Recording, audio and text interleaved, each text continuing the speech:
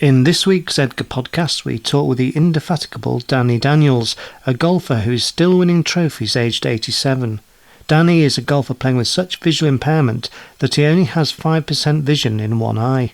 The secrets of his success on the golf course are a passion and skill for the game and his super helpful guide who helps Danny navigate the course. This guide happens to be his wife Diana, and together they make a dream team, so let's meet them now.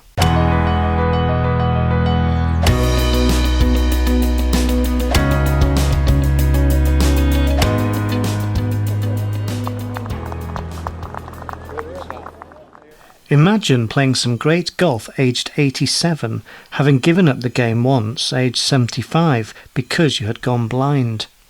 Danny Daniels had done just that, finding that the answer of who could act as his eyes and guide him around the golf course again was sitting right in front of him all along. Making his comeback aged 80, the equation is simply player plus guide equals a great team. Danny and his wife of nearly 60 years, Diana, are winners together, a heartening solution to a problem more common than readers might first think. There are many older golfers who will find themselves encountering sight loss. One common type of this is known as age-related macular degeneration. Some of these players will gradually lose confidence in searching for that ball in the sky and in the rough. Concerned perhaps of holding up their playing partners, they may take a break from playing, thinking it is just a rest perhaps, but then they may suddenly find themselves to be a former golfer, sitting at home, more than a little lost. Supporting Danny in his golfing quest has been hugely satisfying for his guide Diana, who he relies on completely, while her sense of purpose in really helping someone pursue their passion has become her passion too. Former RAF engineer Danny had seen a lot in life. He had answered the Queen's call to do national service as a young man of 18 in 1952, then joining the Royal Air Force and enjoying a first posting to see Hong Kong. He would later be based in Germany for 3 years, while in England specialising as an engine fitter and also a gliding instructor on air bases including RAF Bicester and RAF Halton. It was at Halton he met Diana, who was also in the RAF, working as a dental hygienist. The pair married in 1965. After 22 years of service, Danny enjoyed other jobs, while leisure time included a spell as a scoutmaster when their son Paul was in the Scouts, and a number of years seawater diving before later turning to, when aged 65, a more traditional pastime for his age group, the game of golf. Danny tells us that starting at that age, he knew he wasn't going to be the next Nick Faldo or Jack Nicklaus. That was obviously not going to happen, but I had an ambition to play off of 18. Magic figure, it seemed to me. One shot per hole. I was getting there. I was 23. The handicap was 23. And all of a sudden, away went the eyes, I'm afraid to say. Driving home from Scotland, towing a caravan, something happened to my eye. I don't know. And I blinked it, shut it for a second. It was evening. And the red lights that were in front of me suddenly went very dim. So I got fairly quickly to see a young doctor who said, yes, I need to refer you to the specialist. Come back in 4 weeks or something it was. Went back and he said, I'm sorry, but there's nothing I can do for your right eye. Danny would lose the sight in his right eye except a peripheral blur of 5% inside 2 years, and there was concern for his left eye. Regular injections didn't help as hoped, and a detached retina in his left eye would lead to almost total blindness. From that blink on the A1 road from Scotland to blindness in just under 3 years. It really is serious once you can't drive anywhere. Your independence begins to be diminished extremely fast. So that happened. I was declared, in brackets, blind in 2011. And that was just 2 years, really very quick. As his sight was failing, Danny carried on playing until one day a playing partner made his excuses and told Danny he didn't want to play golf with him anymore. I was gutted. And I was ready to give up golf, but pretty much did almost, sat in the armchair. Di was a bit upset about this and went looking, searched the internet, came up with England and Wales blind golf. I was not going to play with blind people. No way I was going to play with blind people. But Danny had fallen for golf over the course of a decade. He loved the game, and his club, Barnum Broom, was like a second home. He wasn't going to spite himself and throw it all away. So, at the age of 80, Danny had the guts to change his mind. He and Diana finally contacted England and Wales Blind Golf, EWBG, and he has never looked back. After being warmly welcomed into the fold, he was soon selected for England and Wales to play against Scotland, and he won his 3 matches, all with Diana guiding his every shot and learning about the game herself. He then qualified for the World Championships held in South Africa, where he came 24th. Apparently, Danny was by far the oldest person there, and Danny and Di have a photograph of him with the youngest competitor present, who was 19.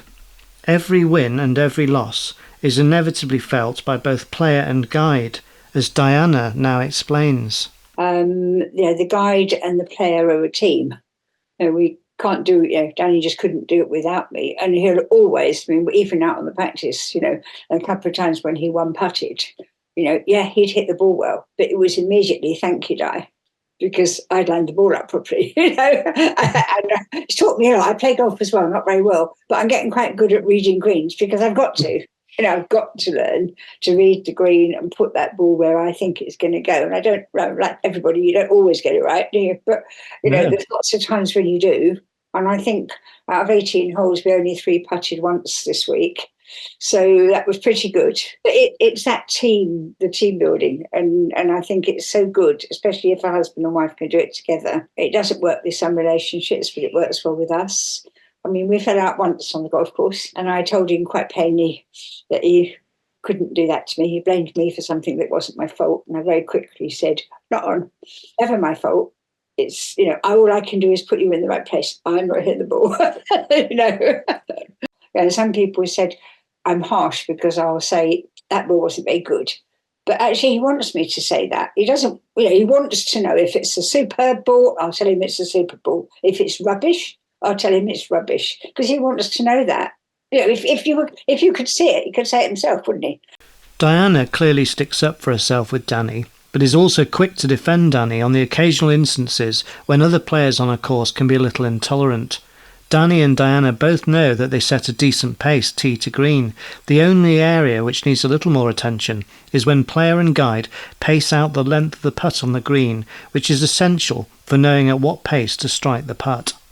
Certainly the members at Barnum Broom have been very good to them, and playing here and in all the events organised by EWBG, this has created many great experiences for them both. And then I started playing then. And I've never, ever been a good golfer.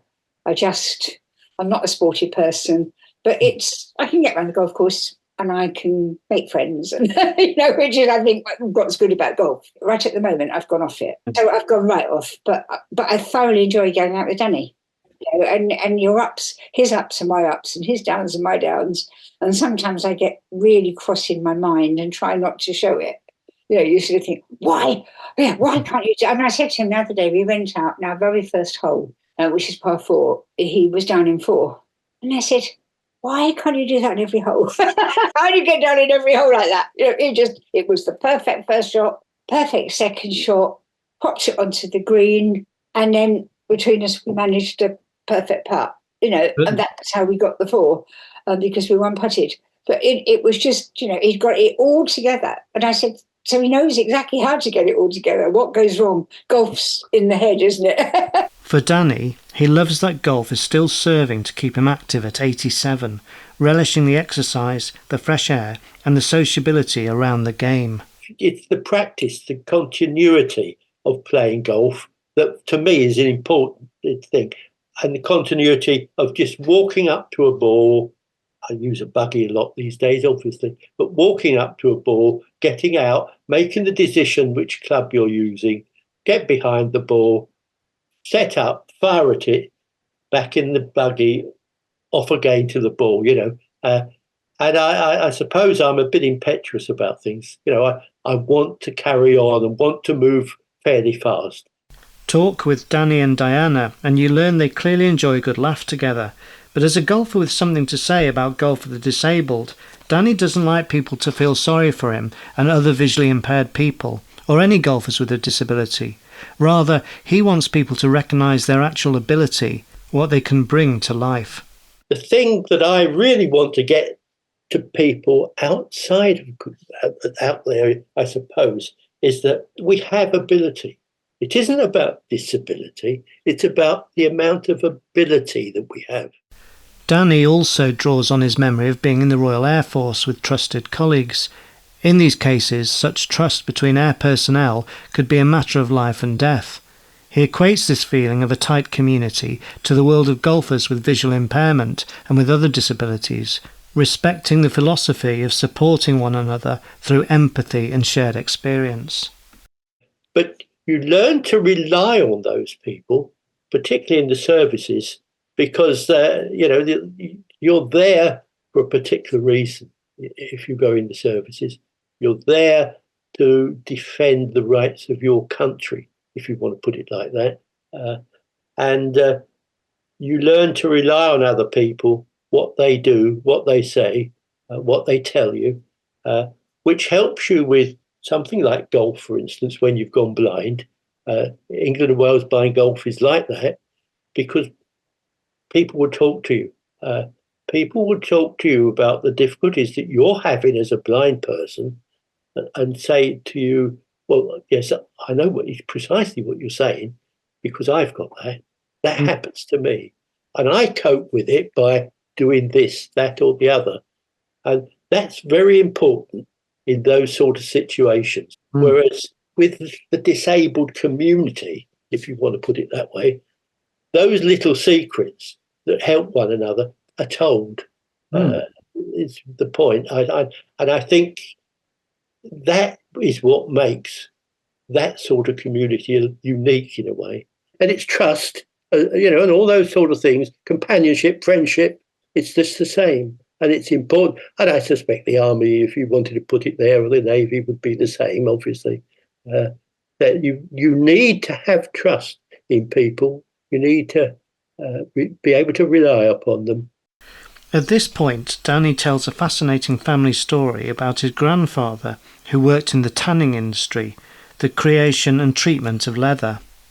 Working all hours with a passion for his craft, the grandfather discovered a tanning secret that found much demand, a secret he would tell no one, not even the company who employed him, only passing it on to his son.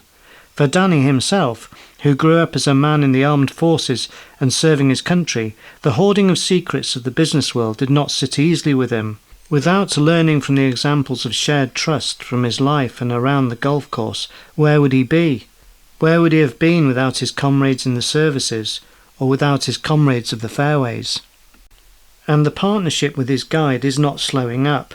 As we spoke, Danny and Diana were preparing to attend, as guests of the DP World Tour and EDGA, the Betfred British Masters from August the 29th to the 31st, 2024, where in the Spectator Village they would be supporting the teams of England and Wales Blind Golf and EDGA as they promoted the game together to event visitors and their friends and family, to anyone who may know of someone who is visually impaired and may be interested in sampling golf or volunteering as a guide. And it was fantastic in doing this that England and Wales Blind Golf was sharing a stand with the charity Guide Dogs, both looking to help visually impaired people in different but complementary ways. Meanwhile, only days earlier in August 2024, Danny, aged 87 remember, with Diana as his guide, won the British Blind Masters held at Meon Valley Hotel and Golf Club in Hampshire, beating more than 30 golfers of all ages who were visually impaired from around the UK and Southern Ireland over 3 days. It was a remarkable win and a triumph of Danny's consistency and Diana's skill as a guide. And at the prize presentation for this key England-Wales blind golf event, not just the player lifts the winner's trophy, so too does the guide. 2 trophies, 1 player plus a good guide, makes a team that is impossible to beat.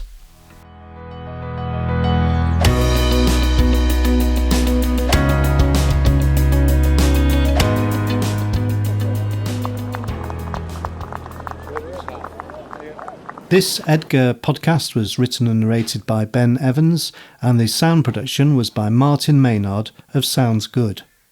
You can find more stories of people with a disability thriving through golf in the profiles section of the EDGA website at edgargolf.com, and you can contact members of our team through the website.